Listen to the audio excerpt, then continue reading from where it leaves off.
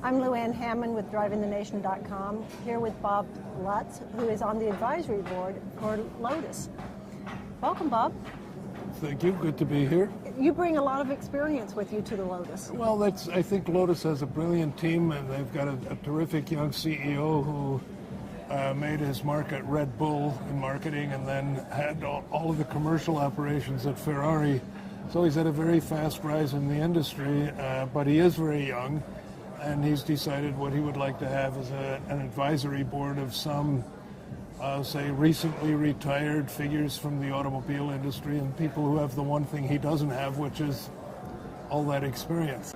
You and Tom Purvis from BMW. Exactly right, yeah. These vehicles are all very lightweight, using a lot of carbon fiber and other lightweight composites, aluminum and that sort of thing. And the whole product line will be available with different degrees of hybridization. So the combination of very good powertrain technology, extreme lightweight, which has always been a Lotus hallmark, coupled with varying degrees of hybridization will make these very, very fuel-efficient supercars. The company has looked at, and I don't think there's been any decision whether to produce it or not, but at a very small urban car, which would be electric, smaller than anything the company produces today. You were pretty instrumental in bringing out the Chevy Volt for General Motors. Yeah, that would almost be an understatement. You also helped General Motors when it came to Fisker, getting some equipment for Fisker to go ahead with their electric vehicle. Yes, mm-hmm. So yeah, we helped a lot with that. You do know what it takes to bring out electric vehicles and what it takes to have a change in the mindset of a company that's only done internal combustion engines. Yeah. And I would say, with Lotus, there's absolutely no emotional obstacle to overcome when it comes to whether they're going to electrify the cars or not. I think it's just a question of getting around to it. Mm-hmm. And the first thing they have to do is focus on cars that are highly efficient, but that will sell to a broad public. And then they can start looking at other things. And I'm sure there will not be any resistance to following the trend to increase hybridization. But with power to weight ratio like the Lotus has, couldn't you bring out a turbo direct injection engine and do just as well? No.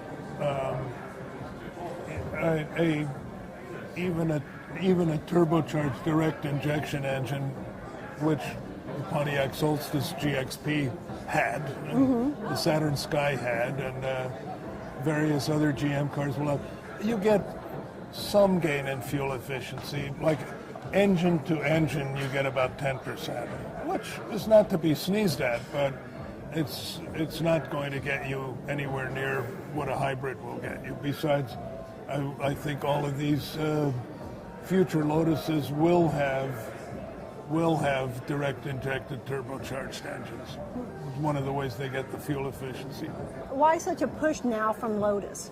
Because he's got 5 cars that are coming out right now. I think what it was is the owner of the company is a Malaysian company by the name of Proton, and they just looked at it and said, kind of, why are we bothering with this tiny little car company that makes a couple of thousand cars a year?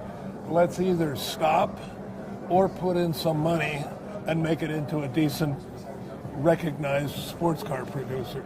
And I think they chose Plan B, and I think it has a very good chance of working because they recruited an excellent management team, recruited a superb designer. And a good advisory board. Well, I hope so, yeah. I hope to make a modest contribution here and there. Bob Lutz, thank you very much. You're quite welcome, Luann.